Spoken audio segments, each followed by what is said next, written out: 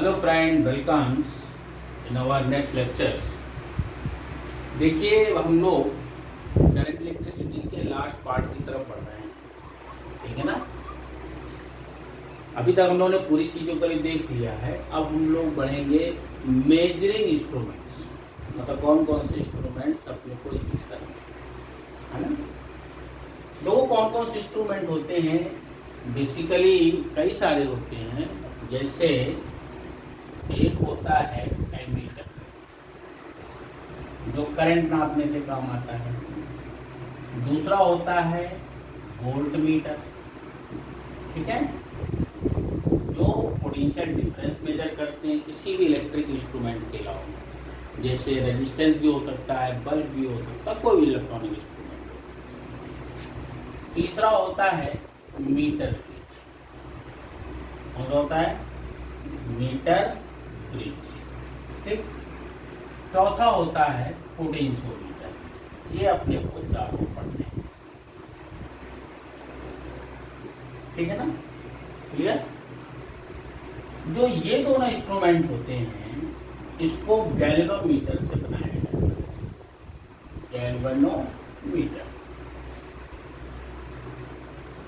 इसका जो स्ट्रक्चर वगैरह है, जो इसकी पूरी वर्किंग है, ये आपको मैग्नेटिक इफेक्ट ऑफ करंट, ठीक है, क्लियर है।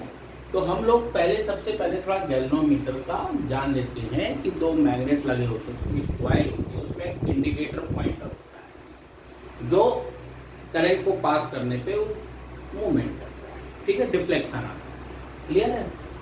तो गैल्वेनोमीटर का जो साइन होता है उसको जनरली हम लोग दिखाते हैं जी से, पहली चीज। इसमें जो करंट फ्लो हो रही है, तो करंट से क्या होता है, इसमें डिफ्लेक्शन होता है। एरो टैग तो बना दिया जाता है, ठीक है। तो ये एरो जो होता है, इसमें डिफ्लेक्शन बताता है। अगर करंट इधर से इधर फ्लो करेंगे तो डिफ्लेक्शन एक दूसरी साइड बताएगा, बाकी कोई अंतर नहीं। यानी कि बीच में जीरो होता है, दोनों तरफ डिफ्लेक्शन। यानी कि करंट को ये बेसिकली मेजर नहीं करता, इसे बताता है कि सर्किट में करंट प्रेजेंट है या नहीं है, क्लियर। ये बहुत सेंसिटिव होता है। बहुत सेंसिटिव कहने का मतलब ये माइक्रो एम्पियर तक में करंट होगी तो उसको भी डिफ्लेक्शन करके बता सकता है, ठीक है। इसी गैल्वेनोमीटर को हम लोग कन्वर्जन करके मीटर और वोल्टमीटर में बना सकते हैं। बाकी मीटर ब्रिज व्हीटस्टोन ब्रिज पे बेस्ड होता है, और ये इनफाइनाइट रेजिस्टेंस के कॉन्सेप्ट पे बेस्ड होता है। तो खैर, चारों चीजें जब आती जाएंगी तो अपन समझते जाएंगे। सबसे पहले थोड़ा गैल्वेनोमीटर के बारे में जानते हैं, ठीक है। अपने को 4 इंस्ट्रूमेंट्स पढ़ने हैं। जो गैल्वेनोमीटर होता है, गैल्वेनोमीटर, इसका रेजिस्टेंस होता है जी के बराबर। इसको जी से रिप्रेजेंट करते हैं, ठीक है ना। तो कह सकते हैं it is a very sensitive, it is a very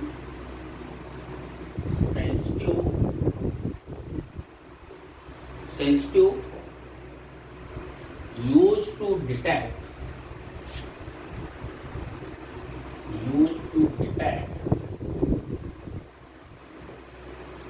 presence of current,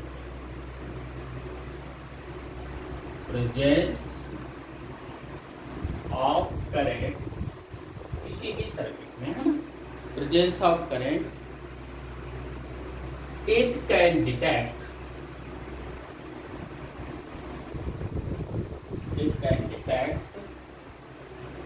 very small current या current up to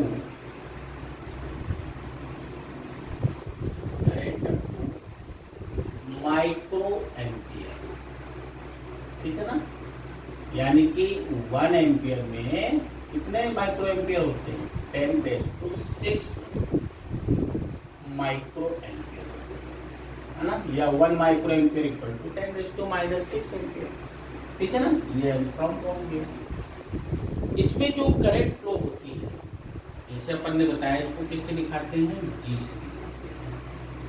इसमें जो करंट फ्लो होती है उसको बोलते हैं आई जी, यानी करंट थ्रू गैल्वेनोमीटर, ठीक है। जी क्या है, resistance of resistance of galvanometer. Clear है? और जो आईजी होता है, आईजी, इसको बोलते हैं फुल स्केल डिफ्लेक्शन करंट। ठीक है ना? मतलब आईजी जो है मैक्सिमम करंट है जो इससे पास हो सकती है, जो स्केल का फुल डिफ्लेक्शन देगा। इसको शॉर्ट में भी कहीं कहीं एफएसडी करंट भी बोला जाता है ना? तो बेसिकली गैल्वेनोमीटर के बारे में सिर्फ इतना ही जानना जरूरी है अभी। वो बाकी कंस्ट्रक्शन जो भी चीजें हैं वो अगले चैप्टर्स में आएंगे। इस चैप्टर में सिर्फ गैल्वेनोमीटर जानेंगे कि जी क्या है, रेजिस्टेंस ऑफ गैल्वेनोमीटर। जो इसमें करंट फ्लो होगी उसको किससे दिखाएंगे? आईजी से। आईजी को क्या बोलते हैं? फुल स्केल डिफ्लेक्शन करंट या एफएसडी करंट। ठीक है ना? यानी कि कह सकते हैं मैक्सिमम करंट है जो इससे पास की जा सकती है। उससे ज्यादा करेंगे तो गैल्वेनोमीटर क्या हो जाएगा? खराब हो जाएगा। अब हम लोग एक एक करके इंस्ट्रूमेंट पढ़ेंगे। पहले पढ़ेंगे एमीटर, फिर पढ़ेंगे हम लोग वोल्टमीटर। उसको कन्वर्जन कैसे करते हैं उसके बारे में आगे देखते हैं। फिलहाल इसको नोट करेंगे। तो पहला हम लोग पर शुरू करते हैं conversion of galvanometer into ammeter. पहली बात, एमीटर को किस में जोड़ेंगे? हमेशा सीरीज में जोड़ते हैं। जिस ब्रांच में भी करंट चाहिए, हम लोग क्वेश्चन में भी देखा ना एमीटर लगा हो सकता। तो जब एमीटर को लगाएंगे तो हमेशा किसमें लगाएंगे? सीरीज में। ठीक है ना? सर्किट के। इसका जो पॉइंट्स कह सकते हैं कैसे बदलते हैं?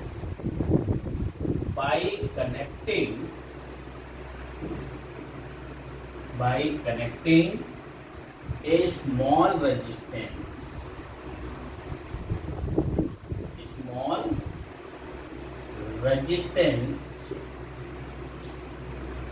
इसको बोलते हैं कॉल्ड एज शंट। दो रेजिस्टेंस को जोड़ा जाता है और उसको दिखाते हैं एस से। ठीक है ना? तो रेजिस्टेंस को क्या बोलते हैं? शंट। और शंट को किससे दिखाएंगे? एस से दिखाएंगे। और उसमें करेंगे स्मॉल रेजिस्टेंस इन पैरेलल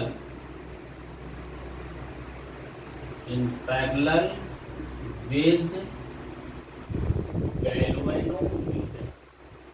मतलब गैल्वेनोमीटर के पैरेलल में एक स्मॉल रेजिस्टेंस जोड़ते हैं। तो स्मॉल रेजिस्टेंस जोड़ने का फायदा क्या होगा? कि ज्यादा से ज्यादा करंट रेजिस्टेंस के थ्रू जाती है, गैल्वेनोमीटर के थ्रू कम से कम करंट। ठीक है ना? ये फायदा होता है। तो उसको कैसे बदलेंगे भाई साहब? जैसे मान लो अपने पास है ये गैल्वेनोमीटर है, ये लगा हुआ है। ठीक है? ये गैल्वेनोमीटर है, इसके पैरेलल हम लोगों ने क्या जोड़ दिया? एक स्मॉल रेजिस्टेंस। इसको हम लोगों ने क्या बोला? शंट। एस से बताते हैं, है ना? यहाँ से मान लो किसी सर्किट में करंट आई आ रही है तो इसमें क्या जाएगी? आईजी करंट बताया था ना? आईजी क्या है? Full scale deflection current. तो इसमें करंट कितनी बचेगी? आई minus IG.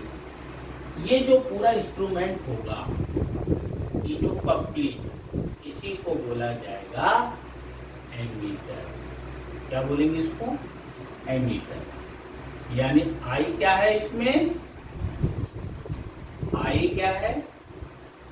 Current which has to be measured, जिसको नापना। क्लियर है? जिसको मेजर करना है। जी और एस तो बताया आपको। जी क्या है? गैल्वेनोमीटर का रेजिस्टेंस। एस क्या है? शंट रेजिस्टेंस, या फिर जो भी स्मॉल रेजिस्टेंस पैरेलल में जोड़ा जाएगा। ठीक है ना? क्लियर है? अच्छा, इस चीज में देखो, इन दोनों के क्रॉस पोटेंशियल डिफरेंस तो सेम होगा क्योंकि दोनों पैरेलल में है। पैरेलल में है ना? तो कहने का मतलब अगर इसमें देखा जाए Vs इक्वल टू Vg। ठीक? Vs कितना होगा? I minus IG into S, IR होता है ना? और Vg कितना होगा? IG into G। ठीक है? इसी इसीलिए जो शंट रेजिस्टेंस होगा, क्या होगा, शंट रेजिस्टेंस कितना हमको चाहिए, तो shunt resistance S equal to की वैल्यू आएगी, कितनी आ जाएगी बेटा, IG upon I minus IG into, इससे फॉर्मूलेशन क्या निकाल सकते हैं, कितना शंट रेजिस्टेंस जोड़ना पड़ेगा। और हमने आपको बता ही दिया IG क्या है बेटा, FHD मतलब फुल स्केल डिफ्लेक्शन करेंट। समझ में आ रहा है कि नहीं आ रहा बेटा, ये अपने पास मेन फार्मूला निकलता है। क्लियर। अब जैसे तुमसे पूछा जाए रेजिस्टेंस ऑफ एमीटर, एमीटर का रेजिस्टेंस कितना होगा, रेजिस्टेंस ऑफ एमीटर, तो भाई देखो दोनों पैरेलल में है, G है गैल्वेनोमीटर का रेजिस्टेंस और S क्या है, शंट का रेजिस्टेंस, तो कितना हो जाएगा, RA मतलब रेजिस्टेंस ऑफ एमीटर, कितना हो जाएगा बेटा, R1 R2 होता था अपॉन R1 प्लस R2, ये हो जाएगा रेजिस्टेंस ऑफ एमीटर। क्लियर बेटा, नहीं क्लियर है, समझ में आया, इसको नोट करिए, फिर आगे पॉइंट्स बताते हैं। अब देखो इसमें जैसे मान लो इस एमीटर से 2 एम्पीयर तक करंट नापा जा सकता है, ठीक है।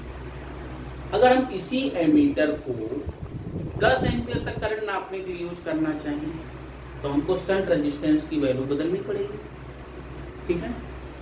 इसमें तो करंट मैक्सिमम जा ही रही है, IG इससे ज्यादा करंट नहीं ले सकते, इसमें करंट ज्यादा से ज्यादा पास कर सकते हैं। भाई जब 10 एम्पीयर की करंट आएगी तो फिर मान लो इसमें 1 एम्पीयर जा रही तो 9 एम्पीयर इसमें जानी चाहिए, तो रेजिस्टेंस को क्या करना पड़ेगा और इसमें। तो अगर हमको उसको बोलते हैं रेंज ऑफ एमीटर, अगर रेंज बढ़ानी है कि जैसे 0 से 5 एम्पीयर नाप रहा है, अब हमको 0 से 50 एम्पीयर नापना है, तो कितने रेजिस्टेंस हमको बढ़ाना पड़ेगा, ठीक है ना।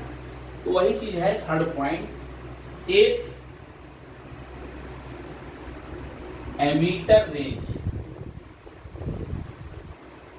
Ammeter range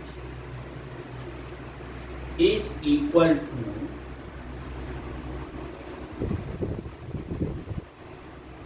N by G, N IG मान लो, कितने टाइम बढ़ाना है, N टाइम्स IG, उससे पास हो सकते, ठीक है। देन शंट रेजिस्टेंस जो होगा, देखो कैसे निकालेंगे, वही फार्मूला था IG इंटू G, ठीक है। अब यहां पर I की वैल्यू क्या हो गई, यही तो I की वैल्यू है, अपन को N टाइम्स बढ़ाना है, basically N IG equal to I, या N इक्वल टू कह सकते हैं I अपॉन IG का जो रेशियो होगा उसी को ऐड करेंगे। N क्या हो गया, जैसे 5 से 50 करना है तो कितने टाइम्स हो गए, 10 टाइम्स हो गए, तो 50/10 सकते हैं, 50/5 कर देंगे, 10, ठीक है ना। यदि उससे ज्यादा करंट नहीं पास करना है तो IG इंटू G, अब I की जगह क्या रख सकते हैं हम लोग, यहाँ पे देखें अगर NIG minus IG into S, clear. अब यहाँ पे क्या करें, IG को बाहर ले लें तो क्या आ जाएगा, N minus 1 into S IG into G, तो अब यहाँ देखो IG से IG कट गया, तो रिक्वायर्ड शंट रेजिस्टेंस कितना हो गया, G अपॉन N माइनस 1/3। समझ में आ रहा है कि नहीं आ रहा है, किसी किसी क्वेश्चन में परसेंटेज में दिया होगा तो उससे भी N निकाल सकते हैं। तो अपना N क्या हो गया कि उसकी N टाइम्स रेंज बढ़ानी है, तो फिर कितना शंट रेजिस्टेंस रिक्वायर्ड होगा, ठीक है। इसमें हमको कितने सारे फार्मूले मिले बेटा, पहला शंट रेजिस्टेंस की वैल्यू कितनी मिली, S equal to IG upon I minus IG into G, RA ये हो गया, RA की वैल्यू कितनी हो गई बेटा, GS अपॉन G प्लस है, ठीक है। और दूसरा शंट रेजिस्टेंस निकालने के लिए अगर रेंज बढ़ानी है तो G अपॉन N माइनस 1। ये बेसिकली 3 फार्मूले निकले रिलेटेड टू किसके, एमीटर के। बस ये ध्यान रखना है यहाँ पर कि N क्या है, N क्या है, I अपॉन I। समझ में आया? तो इससे हमको क्या क्या पॉइंट्स मिले बेटा, ये पहले बताओ, क्या क्या आपने जाना, पॉइंट्स लिख लेते हैं इसमें, कैसे कैसे एमीटर को यूज करना है आपको। तो पहला एमीटर से रिलेटेड पॉइंट इसमें जोड़ेंगे, क्या काम करता है, मेजर करंट, करंट को मेजर करता है, ठीक है ना एमीटर। दूसरा पॉइंट क्या कह सकते हैं, कैसे कनेक्ट करते हैं, कनेक्टेड इन सीरीज, इसमें जोड़ेंगे, सीरीज में जोड़ेंगे तभी तो करंट को मेजर करेगा नहीं। तीसरा पॉइंट, जो आइडियल वोल्ट एमीटर होता है, resistance of ideal ammeter, ideal मतलब जितनी करंट बह रही है। अब देखो कितना भी रेजिस्टेंस स्मॉल ले लो, लेकिन कुछ ना कुछ पार्ट करंट का तो जी से जाएगा ही ना, जाएगा ना। तो इस जो करंट को मेजर करेगा वो आई से एक्चुअली में क्या होगा, हमेशा कम होगा, ठीक। तो इसीलिए resistance of ideal voltmeter क्या होना चाहिए, एस की वैल्यू अप्रोक्सीमेट 0 होना चाहिए। तो इसीलिए एज 0 के बराबर होना चाहिए, तब वो आइडियल होगा। प्रैक्टिकली 0 रेजिस्टेंस हो नहीं सकता। तो कोई भी एमीटर हमेशा जो एक्चुअल करंट से होगी हमेशा कम नापेगी, कभी भी उसके बराबर नहीं नापेगी। अगर 10 एम्पियर करंट आ रही है, अगर इसमें 1 एम्पियर जाएगी तो कितना बताएगा एमीटर, 9 एम्पियर बताएगा, ठीक है ना। इसलिए आइडियल एमीटर नहीं है। आइडियल एमीटर अगर होगा तो उसका रेजिस्टेंस कितना मानेंगे, ठीक है। तो इसका मतलब क्या हो गया, अगर एमीटर है और इसमें रेजिस्टेंस जोड़ रहे हैं, ठीक है ना, तो प्रैक्टिकली क्या होना चाहिए, जो ये R है प्रैक्टिकली कम से कम होना चाहिए। 0 तो नहीं हो सकता, कम से कम प्रैक्टिकली जितना कम से कम होगा वो वोल्टमीटर जो शंट रेजिस्टेंस है, जो S है, S की वैल्यू वो प्रैक्टिकली क्या होना चाहिए, कम से कम होना चाहिए। और R जो है रेजिस्टेंस ऑफ एमीटर, ये क्या होगा, रेजिस्टेंस क्या है R, resistance of ammeter, A B क्या हो जाएगा, कम से कम हो जाएगा। जितना कम से कम होगा उतना वो करंट को अच्छे से एक्चुअली मेजर करेगा। ये सभी चीजें तुम्हारी एमीटर की थी। अब हम लोग बढ़ेंगे वोल्ट मीटर में कैसे कन्वर्ट, ठीक है ना, कन्वर्ट नोट करिए, फिर अब वोल्ट मीटर बता देंगे। अब हम लोग बढ़ते हैं वोल्ट मीटर की तरफ, conversion of galvanometer into volt meter. Volt meter किसके काम आता है बेटा, पोटेंशियल डिफरेंस मेजर करने को किसी भी इलेक्ट्रॉनिक इंस्ट्रूमेंट के अक्रॉस, ठीक है ना। इसको कैसे जोड़ते हैं, हमेशा जैसे मान लो किसी रेजिस्टेंस के क्रॉस पोटेंशियल डिफरेंस निकालना है या किसी सेल का निकालना है, तो हमेशा उसके पैरेलली जोड़ेंगे, एक क्रॉस जोड़ेंगे, ठीक है ना। तो इसमें क्या होता है कि कैसे बदलते हैं इसको भाई साहब, by connecting A high resistance, बहुत ज्यादा वैल्यू लेंगे, हाई रेजिस्टेंस इन सीरीज में। उसमें किसमें जोड़ रहे थे, पैरेलल में, इसमें किसमें जोड़ेंगे, सीरीज में, ठीक है ना। जैसे ये गैल्वेनोमीटर हो गया और इसके साथ जो रेजिस्टेंस जोड़ा जाएगा ये वेरी हाई से हाई होना चाहिए। इसमें करंट आ रही है, देखो IG करंट आ रही थी ना गैल्वेनोमीटर के थ्रू, तो ये जो पूरा होगा रेजिस्टेंस के साथ मिलाकर ये हो जाता है वोल्ट। समझ में आया कि नहीं आया बेटा? क्लियर हुआ? और इसको किसमें जोड़ेंगे? हमेशा किसी भी सर्किट के जिसके भी क्रॉस पोटेंशियल डिफरेंस निकालना है। जैसे मान लो ये कोई रेजिस्टेंस है, ये जिसके क्रॉस हमको निकालना है पोटेंशियल डिफरेंस, तो ये क्या हो गया? Volt meter. ये क्या हुआ? वोल्ट मीटर हो गया। तो हमेशा इसके क्रॉस वोल्ट मीटर को जोड़ते हैं, तब ये पोटेंशियल डिफरेंस पता है। ठीक है ना? तो ये जो V है वो चीज बेसिकली ये है। अब इसमें करंट कितनी आ रही है? IG। तो अब इसमें देखा जाए तो रीजन क्या है हाई रेजिस्टेंस का?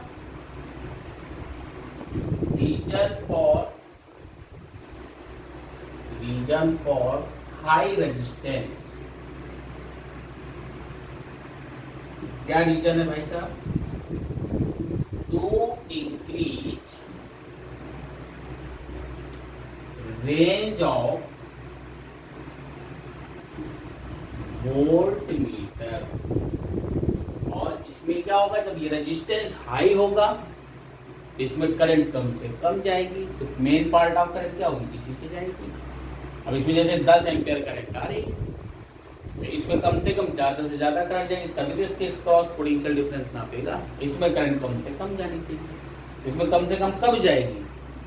गैल्वेनोमीटर का रेजिस्टेंस तो फिक्स है, इसी के सीरीज में हम लोग हाई रेजिस्टेंस जोड़ देंगे तो इसका रेजिस्टेंस क्या हो जाएगा? कम हो जाएगा। अब इसमें अगर देखें भाई साहब, तो ये जो पोटेंशियल डिफरेंस V निकलेगा इसके क्रॉस, वो किसके बराबर होगा?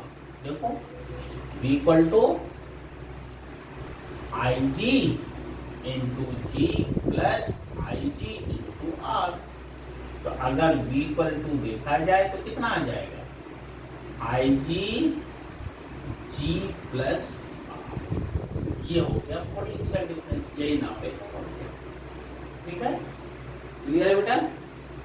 तो रेजिस्टेंस ऑफ वोल्ट मीटर कितना हो जाएगा? रेजिस्टेंस ऑफ वोल्ट मीटर कितना होगा? रेजिस्टेंस तो वही थी भाई का RV, मतलब resistance of volt meter G plus R। अब G की वैल्यू तो कम से कम है, तो बेसिकली देखा जाए तो RV जो होगा अप्रोक्सीमेटली इक्वल टू R के बराबर होगा, क्योंकि G की वैल्यू कम से कम है रेजिस्टेंस। ठीक है ना? सेंस 2 है ना, तो अप्रोक्सीमेट R के बराबर होगा, लेकिन एक्चुअली कितना होगा? G plus R। ठीक है? समझ में आई बात है बेटा? और तो कोई दिक्कत नहीं। हाँ, अगर इसकी अब रेंज बढ़ानी है, क्या बढ़ानी है? Range of volt meter. जैसे रेंज बढ़ाना है भाई, ठीक है? तो कितने टाइम बढ़ाना है भाई साहब? n टाइम से बढ़ाना है। ठीक है? जब n टाइम बढ़ाना है यानी कि n इक्वल टू क्या हो जाएगा? V upon VG। इसके क्रॉस पोटेंशियल कितना होगा? VG। इसके क्रॉस कितना होगा? VR। VG बढ़ाना है कितने टाइम? n टाइम बढ़ाना है। या फिर कह सकते हैं V equal to NVG। n हो गया भाई, डिवाइड कर दो जितना नापना है फाइनली और जितना इनिशियली है। ठीक है? तो कितना आ जाएगा भाई इसमें रखेंगे तो? देखो V इक्वल टू रखेंगे, इसमें क्या रखेंगे? n into VG into IG G plus R। ठीक है ना? क्लियर है? तो इसको थोड़ा सा नोट कर लीजिए, फिर आगे बता देते हैं। तो n टाइम बढ़ाना था अपने को, तो NVG equal to IG G plus R। अब यहाँ पे देखो कि VG था, इसमें करंट IG जा रही है, तो VG को कितना लिख सकते हैं? IG इंटू G लिख सकते हैं। अरे V इक्वल टू I, यार वही चीज है। तो IG इधर भी G प्लस R, IG से IG कट गया तो क्या बचा? NG equal to G plus R। G को इधर ले आओ तो NG माइनस G, तो R की वैल्यू कितनी होगी? GN minus 1। यानी अगर रेंज ऑफ वोल्ट मीटर जैसे 5 वोल्ट नाप रहा है, इसको 50 वोल्ट तक बढ़ाना है, तो कितने टाइम बढ़ाना पड़ेगा? वो इससे ठीक है, दोनों फार्मूले उल्टे हैं, ये ध्यान रखना। इसमें कहने का मतलब अपने पास जो फार्मूला निकला, कौन कौन निकला? पहला V equal to I G into G plus R, ये पहले निकली। अच्छा, यहाँ पे आपको आर की वैल्यू निकालनी है ना, रेजिस्टेंस निकालना है ना। तो अगर इसमें रेजिस्टेंस निकालना होगा, है ना, कितना रेजिस्टेंस हमको जोड़ना है, तो कैसे जोड़ेंगे, कैसे निकालेंगे? तो क्या लिखा जा सकता है? रेजिस्टेंस रिक्वायर्ड, रेजिस्टेंस हम लोग ने निकाला है नहीं, कितना हो जाएगा बेटा यहाँ पे देखो, V equal to I G into G plus I G into R. तो I G into R equal to I G into G minus V, ठीक है, ये होगा माइनस वी हो गया, वी माइनस होगा ना, V minus I G into G, ठीक है। अब आई जी का बात कर दो, डिवाइड कर दो इसमें, तो रेजिस्टेंस कितना आ जाएगा इसमें, जो रिक्वायर्ड रेजिस्टेंस है, V upon I G minus, ये रिक्वायर्ड रेजिस्टेंस आएगा, पहला फार्मूला। दूसरा फार्मूला कौन सा निकला अपने पास? दूसरा फार्मूला कौन सा निकला था? पहला ये निकला। दूसरा निकला भाई रेजिस्टेंस ऑफ, यानी कि आरबी की वैल्यू कितनी होगी, जी प्लस आर, या अप्रोक्सीमेट किसके बराबर, आर के बराबर। दूसरा निकल आया। रेंज बढ़ाने के लिए क्या बताया आपको, ये वाला रिलेशन, ये रेंज कितना बढ़ाना है, R equal to G N minus one, जहां पर एन क्या है बेटा, ई अपॉन, जितनी उसकी रेंज बढ़ानी उसके हिसाब से। तो अपने पास तीन फार्मूले मिले वोल्टमीटर, ठीक है ना। चलो ये भी याद रखना है कि भाई साहब कहीं कहीं लग जाएगा, V equal to I G into G plus R. समझ में आ रहा है कि नहीं आ रहा बेटा, क्लियर हुए? अब इसमें जो मेन मेन पॉइंट याद रखने हैं वो बता दे रहे हैं, तो है ये फार्मूले, मेन मेन कॉन्सेप्ट वाले याद करते हैं, नोट करिए इसको। तो वोल्ट मीटर से रिलेटेड कौन कौन से कॉन्सेप्चुअल पॉइंट याद रखने हैं? पहला पॉइंट क्या बताया था, मेजर, क्या मेजर करता हो, ये मेजर पोटेंशियल डिफरेंस, ठीक है ना। पोटेंशियल डिफरेंस का हो, पोटेंशियल ड्रॉप का हो, पोटेंशियल ड्रॉप रेजिस्टेंस के क्रॉस होता है, पोटेंशियल डिफरेंस किसी इंस्ट्रूमेंट के क्रॉस होगा, जैसे बल्ब है, रॉड है, कोई भी चीज है, ठीक है। दूसरा पॉइंट कैसे जोड़ते इसको, उसको जोड़ते थे सीरीज में, इसको जोड़ेंगे connected in series, sorry parallel, है ना। वोल्ट मीटर को जोड़ा ना हम लोगों ने, ये पैरेलल जोड़ा नहीं जोड़ा, ठीक। तीसरा point resistance of ideal volt meter, resistance of ideal volt meter क्या होना चाहिए, इनफाइनाइट, शुड बी इनफाइनाइट, जबकि इनफाइनाइट पॉसिबल नहीं है, इसलिए रेजिस्टेंस की वैल्यू ज्यादा से ज्यादा होनी चाहिए, जितनी ज्यादा होगी उतनी अच्छी रहेगी, ठीक है। तो जो वोल्ट मीटर आइडियल होगा, ये क्या हो गया वोल्ट मीटर, ये क्या हो गया आइडियल, ठीक है ना। अगर प्रैक्टिकली वोल्ट मीटर देखेंगे तो कुछ ना कुछ रेजिस्टेंस इसके पैरेलल जुड़ा ही होगा जिस पर निकालना है। तो ये जो R है, resistance of volt meter RB से दिखाया ना हम लोगों ने, तो रेजिस्टेंस ऑफ वोल्ट मीटर है, रेजिस्टेंस ऑफ वोल्ट मीटर क्या होना चाहिए, ये प्रैक्टिकली हो गया, आर से जुड़ा हुआ है, ठीक है ना, ज्यादा से ज्यादा होना चाहिए। तो हम लोग ने आज की वीडियो में एमीटर और वोल्ट मीटर कैसे बनाते हैं, कौन कौन से रिलेटेड फार्मूले निकले थे अपने पास, इन सबको आप अच्छे से ध्यान रखिएगा। इसके बेस पे हम लोग 2-4 प्रॉब्लम्स ले लेंगे, वो अगले वीडियो में ले लेंगे ताकि समझ में आ जाए।